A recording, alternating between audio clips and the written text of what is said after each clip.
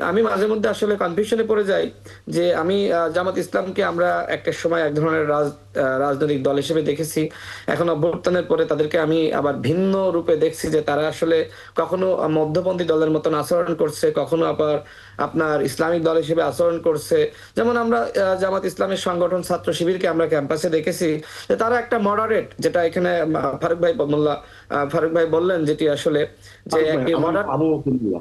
আবু বকর আবু মোল্লা, Bakr barrister Abu মোল্লা। বকর মোল্লা, জি। Sorry, Abu Bakr মোল্লা ভাই, তার সাথে অনলাইনে অনেক টকশো করেছি। জি। তো ভাই যেটি বললেন যে একটি মডারেট পলিটিক্যাল পার্টি, হ্যাঁ, আমরা ক্যাম্পাসে দেখেছি যে আসলেই ছাত্র শিবির একটি ডেমোক্রেটিক এবং একটি মডারেট সংগঠন হিসেবে সেখানে কাজ করেছে। এক পাশে শিবিরের আপনার সমর্থিত ভিপি ক্যান্ডিডেট, অন্য পাশে জিএস ক্যান্ডিডেট, মাঝখানে কিন্তু একজন নন হিজাবি আপনার নারী শিক্ষার্থী আমরা দেখেছি।